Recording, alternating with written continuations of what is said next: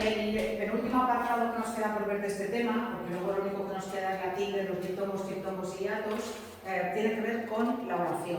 En el tema anterior habíamos visto los sintagmas, entonces en este tema vamos a hablar de dos tipos de sintagmas que además son los que forman la oración.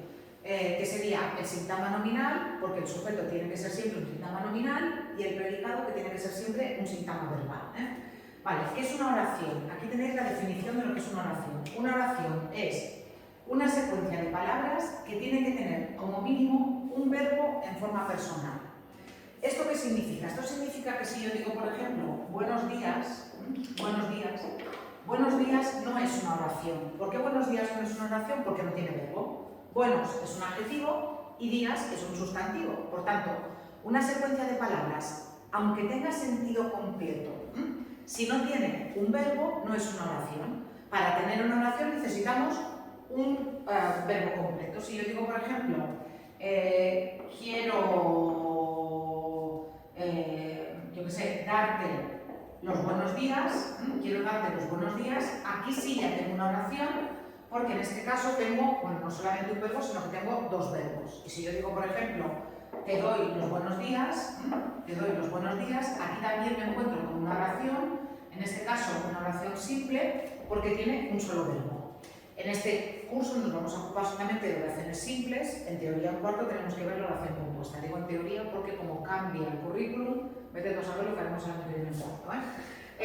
Por tanto, para que haya una oración necesitamos como mínimo un verbo en forma personal. Además de todo eso, la oración tiene sentido completo. Si yo digo, por ejemplo, el niño rubio, eso no es una oración porque no tiene sentido completo.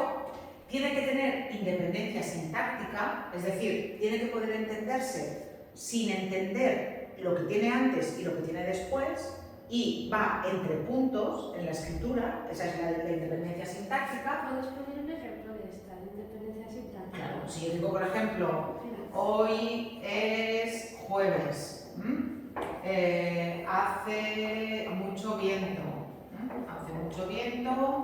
estamos en muro, yo qué sé. ¿Sí? Aquí yo me encuentro con tres oraciones. Esta es una oración, esta es otra oración y esta es otra oración. Esta, por ejemplo, la segunda, es sintácticamente independiente porque no depende de ninguna de las otras oraciones. Yo la puedo entender sin necesitar la oración anterior y no tiene ningún tipo de nexo ni nada que la una con la oración anterior. Esto es lo que significa independencia sintáctica. Y después, en la oración en general, se diferencian dos partes, que son el sujeto y el predicado. Luego veremos por qué digo en general, pero bueno, ya lo avanzo. Hay oraciones que no tienen sujeto. Predicado sí que tienen que tener, sí o sí, porque el verbo está dentro del predicado. Y como todas las oraciones tienen que tener un verbo, la oración sí que sí o sí tiene que tener predicado. Pero a veces la oración no tiene sujeto. Venga, vamos ahora a ver si consigo borrar esto. Y vamos a ver ahora. A ver si me parece esto de borrar ahora esto. Esto se lo borro. La lío, pero lo borro. Madre mía, la que estoy liando. No voy a quitar bien. Es que esto no funciona con este rotulado. Venga, va. Sujeto y predicado. Vamos a hablar entonces ahora del sujeto. Bueno, aquí tenéis un vídeo en el que justamente ayuda a diferenciar sujeto y predicado. A ver. Cuando yo tengo una oración, yo en general lo que tengo es esta estructura. Tengo un sujeto más un predicado. Y dentro de este sujeto más este predicado, lo que tengo que tener en claro es siempre que el sujeto es un sintagma nominal, es decir, tiene que tener como núcleo un sustantivo, y el predicado es siempre un sintagma verbal, es decir, tiene que tener como núcleo un verbo. Si yo digo, por ejemplo, la profesora lleva un jersey rojo,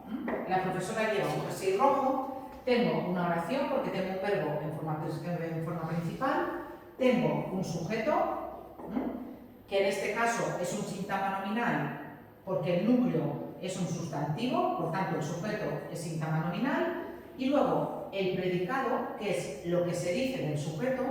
El predicado es un sintagma verbal porque el núcleo es siempre un verbo, el núcleo de la oración. De hecho, el verbo es tan importante que hay oraciones que están solamente formadas por un verbo. Si yo digo, por ejemplo, calla, eso es una oración. Tiene independencia sintáctica, tiene sentido completo, tiene un verbo en forma personal y eso es una oración porque la parte importante de la oración es el verbo. ¿Va? Venga, el sujeto. ¿Qué sería el sujeto? El sujeto sería aquel que realiza la acción o aquel de quien se dice algo. Ejemplo de sujeto que realiza la acción. El tren llega a la estación. En este caso, el tren sería el sujeto. Ejemplo de sujeto de quien se dice algo. La pared es blanca. En este caso, el sujeto sería la pared, que es aquello de lo que se dice algo.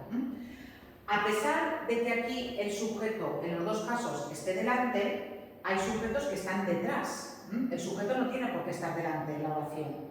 El sujeto puede estar detrás. Si yo digo, por ejemplo, llega a la estación el tren, llega a la estación el tren sigue siendo sujeto aunque esté detrás. Aquello de lo que se dice algo o aquel que realiza la acción es el sujeto. Esté delante, esté detrás o esté en medio. Porque también podría estar en medio. Llega a la estación el tren cada día y el sujeto estaría en medio. Lo que está al principio no tiene por qué ser el sujeto. Aquí también tenéis otro vídeo en el que se explica muy bien cuáles son las características del sujeto, pero yo ahora las voy a repasar aquí debajo. Vale, como he dicho, el núcleo del sujeto, es que no sé qué pasa con estos rotuladores, que son tan buenos que cuesta lograr. Vale, el núcleo del sujeto tiene que ser siempre el núcleo del sujeto tiene que ser siempre un sustantivo o bien un adjetivo. Es decir, tiene que ser una palabra o un adjetivo, perdonad, un pronombre, no un adjetivo, un pronombre. Estoy tan preocupada ahora por borrar esto. Tiene que ser un pronombre personal. Yo, tú, él, nosotros, vosotros o ellos. O después algún otro tipo de pronombre, por ejemplo, un pronombre indefinido, como por ejemplo algunos. Algunos tienen hambre. Eso también podría funcionar. Por tanto, el sujeto tiene que ser un pronombre. El tipo de pronombres que no pueden ser sujeto son los pronombres personales que no son de sujeto justamente, que son me, mi, conmigo, te, ti, contigo. Estos no pueden ser sujeto. El sujeto, si es un pronombre personal, tiene que ser yo, tú, él, nosotros, vosotros o ellos. Como he dicho, el sujeto se puede encontrar en mitad o al final de la oración.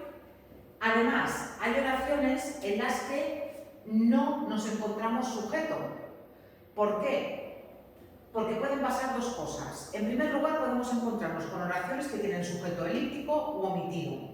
¿Qué es el sujeto elíptico u omitido? Es un sujeto que no está en la oración, pero que se deduce del verbo. Si yo digo, juego al tenis con mi hermano, está claro que juego se refiere a yo, a primera persona del singular. Por tanto, sujeto elíptico u omitido es lo mismo yo. Si yo digo, has llegado muy tarde a casa, está claro que el sujeto es tú. Si yo digo, iremos por la tarde al cine, está muy claro que el sujeto es nosotros. En los casos en los que se puede deducir el verbo, se puede deducir del verbo el sujeto, en ese caso sí que tenemos sujeto elíptico o omitido y normalmente se pone entre paréntesis. Y en ese caso la oración sí tiene sujeto. Aunque no esté escrito, si yo lo puedo deducir del verbo, sí que tengo sujeto. Si yo digo, por ejemplo, callar, es vosotros. Por tanto, sería una oración de sujeto elíptico o omitido. Tendría sujeto. Sin embargo, hay oraciones que no tienen sujeto y que además no pueden llevar sujeto. Las oraciones que no tienen sujeto y que no pueden llevarlo son las oraciones que se llaman oraciones impersonales. ¿Y cuáles serían las oraciones impersonales? Serían, por ejemplo, las de los verbos meteorológicos. Llueve, nieva, graniza, truena. Si yo digo, por ejemplo, llueve mucho en Mallorca en abril, llueve mucho en Mallorca en abril, llueve es un verbo que no tiene sujeto y es un verbo al que no le puedo poner un sujeto. No puedo decir él llueve, ella llueve, sino que llueve mucho en Mallorca en abril, ahí no tiene sujeto ni se le puede poner. Sí, en Mallorca no puede ser sujeto y en abril no puede ser sujeto porque son síntomas preposicionales. y la única parte de la oración que puede ser sujeto es el sintagma nominal. Otro tipo de sintagma no puede ser sujeto. Después, también hay oraciones que llevan el verbo haber. Por ejemplo, hay 2 coches aparcados, hay 10 alumnos en clase, había muchos problemas con esa cuestión. El verbo haber tampoco lleva sujeto. Formas del verbo hacer, aquí falta aquí sobre una comilla, el verbo hacer y sus variantes cuando hacen referencia al clima.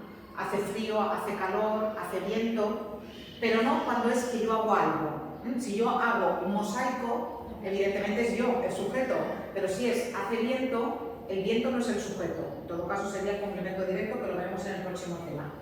Y después hay una serie de oraciones que se llaman impersonales reflejas, que llevan el pronombre se y que tampoco pueden llevar sujeto. Si yo digo, por ejemplo, se vive bien en Mallorca, el verbo es se vive y aquí no hay sujeto ni se le puede poner el sujeto. Porque bien es un adverbio y no puede ser sujeto, y en Mallorca tampoco puede ser sujeto porque es un sintagma preposicional. Cuidado, no todas las oraciones que llevan se son impersonales. Porque si yo digo, por ejemplo, el niño se lava la cara, el sujeto es el niño.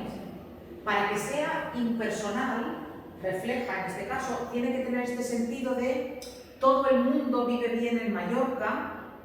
Y tiene que ser una oración en la que sea imposible ponerle un sujeto. Una cosa es todo el mundo vive bien en Mallorca, ese es el sentido de la oración, pero en se vive bien en Mallorca yo aquí no le puedo poner un sujeto. Yo no puedo decir Juan se vive bien en Mallorca, o todo el mundo se vive bien en Mallorca. El hecho de que aparezca este se con este verbo impide justamente que aparezca un sujeto y por eso son oraciones impersonales. ¿De acuerdo? Por tanto, repito, la oración normalmente es sujeto más predicado. El sujeto tiene que ser siempre un sintagma nominal y el predicado tiene que ser siempre un sintagma verbal. Por tanto, es más o menos lo mismo que decir que la oración es la suma de un sintagma nominal más un sintagma verbal. Hay oraciones que tienen el sujeto elíptico u omitido, pero que ese sujeto lo podemos deducir del verbo y esas oraciones también tienen sujeto. Hablamos mucho en clase, hablamos, eso es el verbo y de allí yo puedo sacar el sujeto que es nosotros. Pero hay algunas oraciones que son las oraciones impersonales que solo tienen predicado, que no tienen sujeto y es imposible ponérselo. Y en ese caso nos encontramos con esos 4 tipos de oraciones impersonales: las de los verbos meteorológicos, las del verbo haber y sus variantes, las del verbo hacer cuando nos referimos a elementos atmosféricos, y después las impersonales reflejas del tipo se vive bien en Mallorca. ¿Sí? ¿Más o menos? Sí. De momento. Venga, pues vamos ahora al predicado. Y luego vamos a ver cómo localizamos el sujeto. Venga, el predicado. ¿Qué sería el predicado? El predicado sería ese sintagma verbal que describe la acción que realiza el sujeto o lo que se dice del sujeto. Algo muy importante, he dicho que el predicado es un sintagma verbal, ¿por qué? Porque en el predicado siempre está el verbo. El verbo está siempre en el predicado. Y, atención, el verbo concuerda con el sujeto en persona y número. Esta es la única forma fiable, 100%, de encontrar un sujeto. ¿Qué se refiere, a qué nos referimos cuando decimos que el verbo concuerda con el sujeto en género y número? Que si yo tengo un verbo en tercera persona del singular, necesito un sujeto en tercera persona del singular. El tren llega a la estación.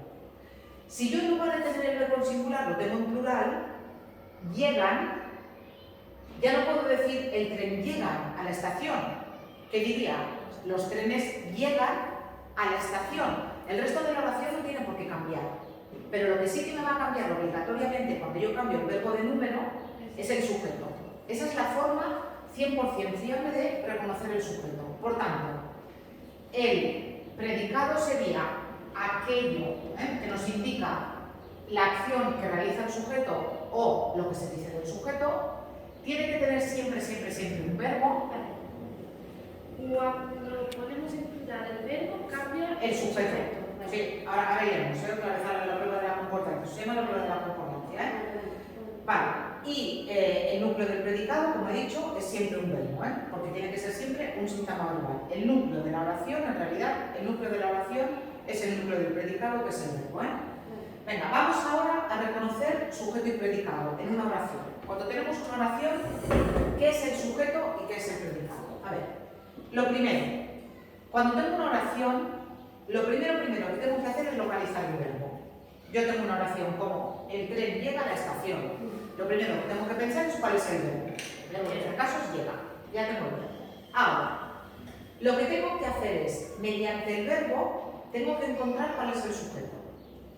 ¿Qué tengo que hacer? Lo primero, lo que no falla nunca es aplicar la prueba de la concordancia. Es decir, cambiar el verbo de número. Y la parte de la oración que me cambia es el sujeto.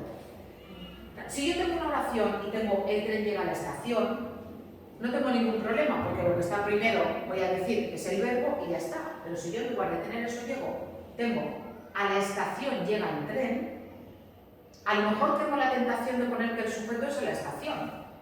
Y el sujeto no puede ser a la estación por dos razones. Primero, porque empieza por preposición. Y el sujeto no puede ser nunca, jamás, un síntoma preposicional. El sujeto tiene que ser siempre un síntoma nominal. Y segunda razón, si yo cambio el verbo de número y en lugar de llegar digo llegan, a la estación llegan los trenes. La parte de la oración que me ha cambiado obligatoriamente es el sujeto. A eso se le llama la prueba de la concordancia. Y es la única que no falla nunca. Hay gente que dice, para encontrar el sujeto le tengo que preguntar al verbo quién. Sí. Hay que tener mucho cuidado, porque eso falla. Preguntarle al verbo quién falla. Y falla en oraciones como por ejemplo esta de aquí. Si yo digo, a María le gustan los dulces, vale, ¿cuál sería el sujeto?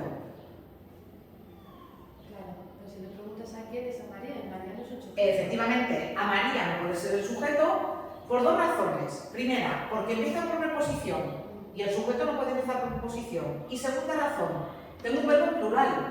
Gustan es ellos, tercera persona del plural. Y María está en singular. Igual que le, que también está en singular. Por tanto, ni a María ni el E puede ser sujeto. Aquí el sujeto es los dulces. ¿Por qué? Porque si yo en lugar de decir a María le gustan los dulces, digo a María le gusta, ¿cuál es la parte de la oración que me cambia obligatoriamente? A María le gusta el dulce. A María le gusta el dulce. No a María le gusta los dulces. Por tanto, ¿cuál es el sujeto? Los dulces y el dulce. Ya sé que parece que es muy complicado y muy difícil.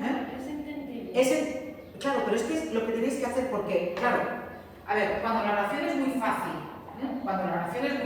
y yo tengo, por ejemplo, María escribe un mensaje, allí no hay ningún problema. ¿Cuál es el sujeto? María. Está clarísimo, porque es la persona que realiza la acción, incluso aunque le preguntara al verbo quién, que a mí me gusta, pero bueno, aunque le preguntara al verbo quién me daría bien el sujeto, es un síntoma nominal, no hay ningún problema. Si aplico la prueba de la concordancia, me vuelvo a encontrar con que el sujeto es lo que me cambia. Si yo tengo escriben, ya no me vale María. Ya tengo que poner las niñas o tengo que poner María y Juan. Aquí no hay ningún problema. El problema viene aquí. El problema viene en oraciones que tienen un mínimo de complicación. Repito. Podríamos hacer, es decir, si vemos una oración así como la alegoría, intentar pasarla a singular. Claro, cambiar el verbo de número. Si el verbo está en singular, ponerlo en plural. Si el verbo está en plural, ponerlo en singular.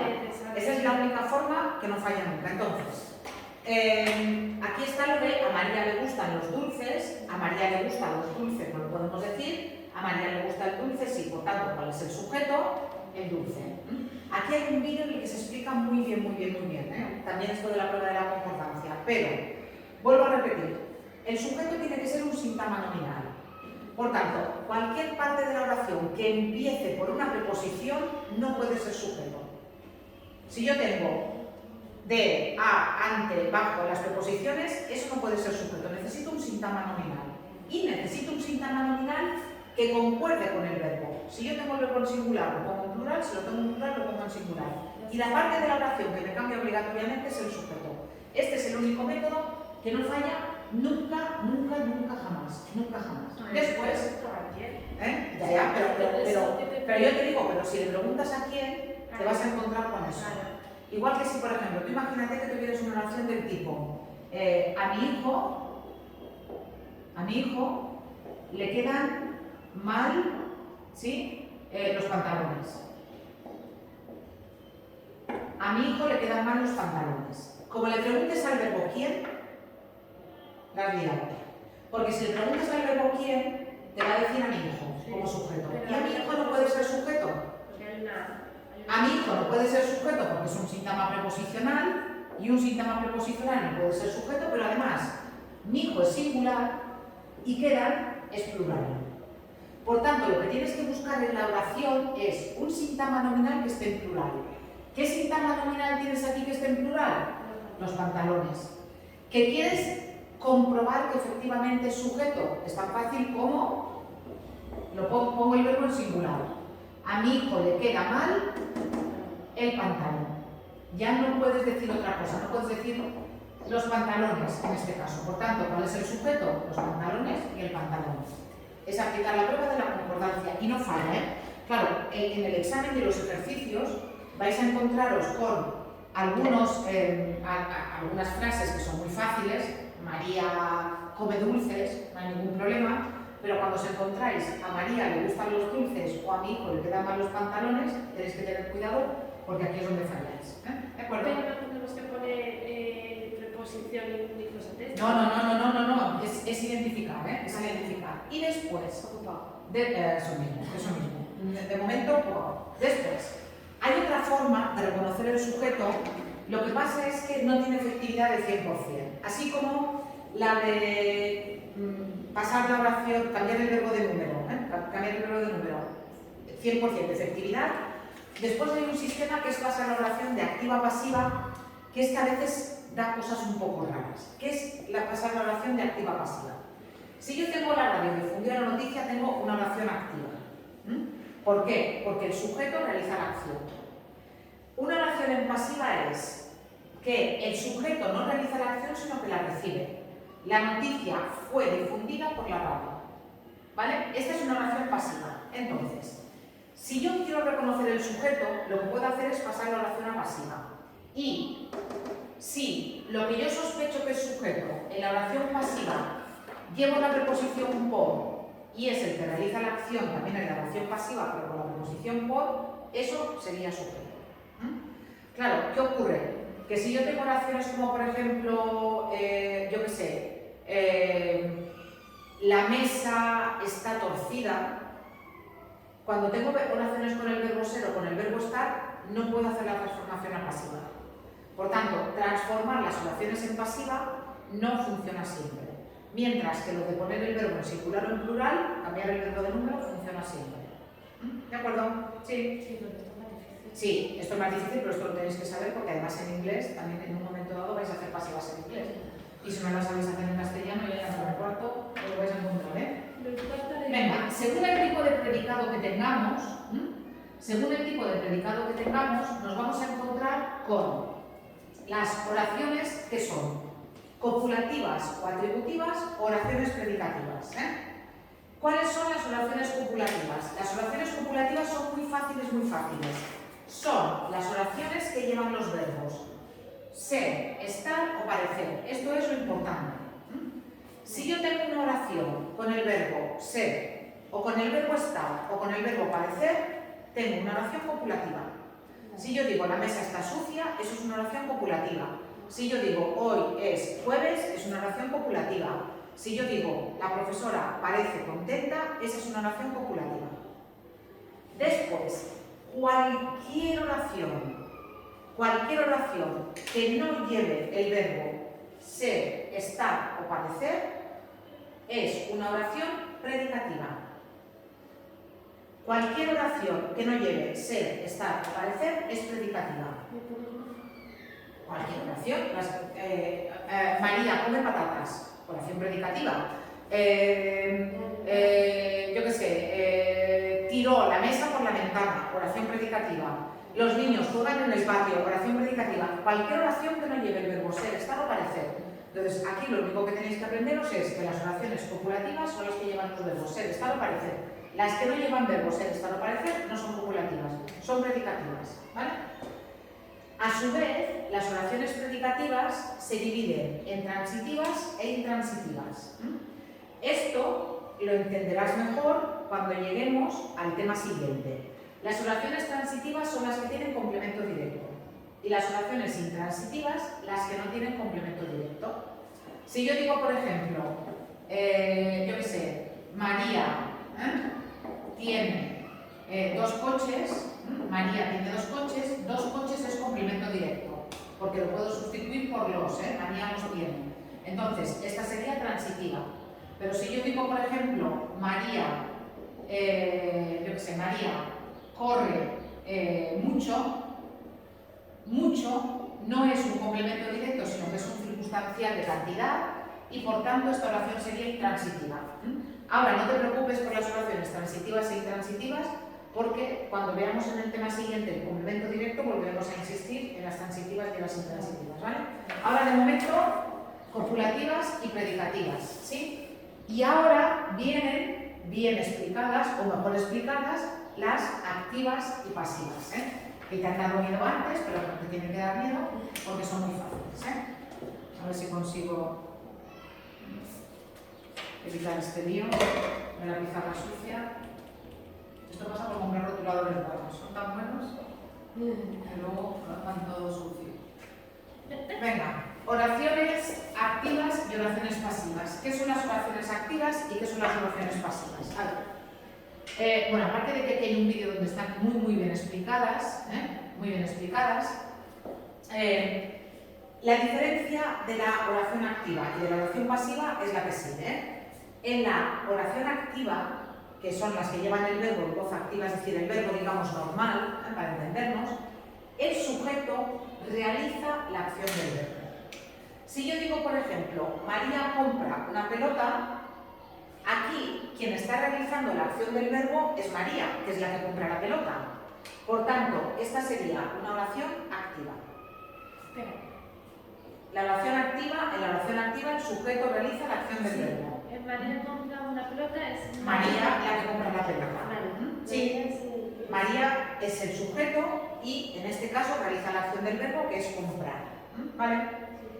Sin embargo, cuando yo tengo una oración en pasiva, el sujeto no realiza la acción del verbo, sino que el sujeto recibe la acción que realiza alguien a quien llamamos complemento agente. A ver, ejemplo.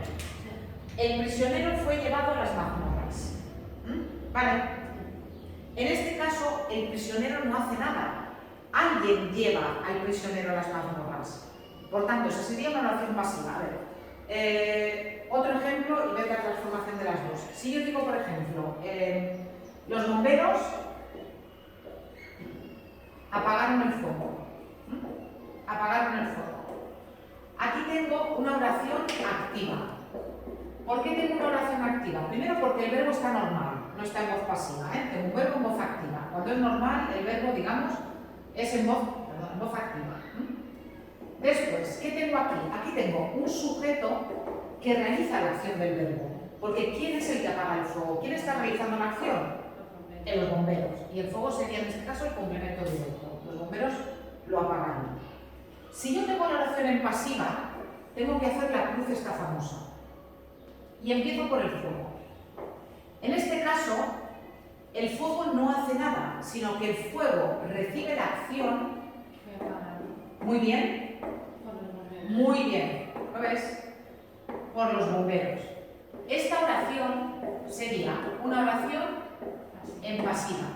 ¿Por qué sería una oración en pasiva? Porque tengo un sujeto que se llama justamente sujeto paciente, porque el sujeto no hace, sino que el sujeto recibe la acción que hace alguien, que en este caso es un complemento que se llama complemento agente y que empieza siempre por la preposición por, y el verbo está en voz pasiva.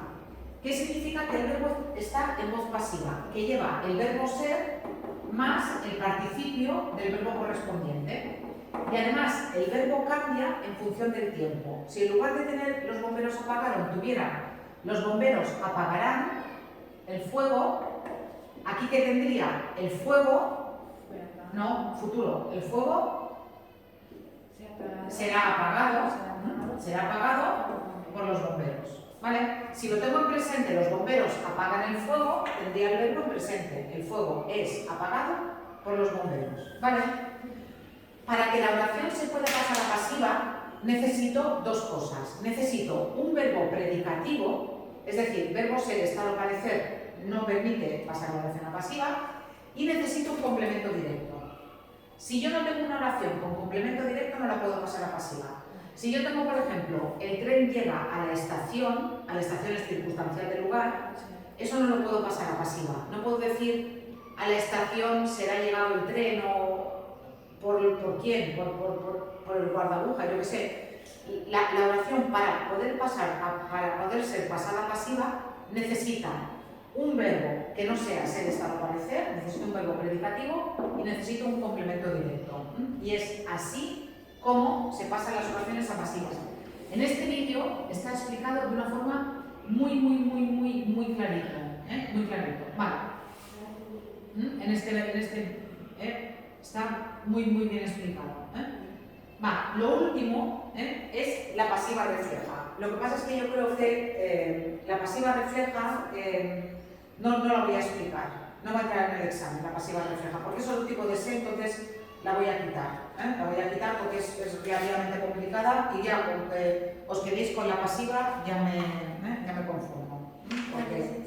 Porque la pasiva refleja es la que está justo después de la pasiva.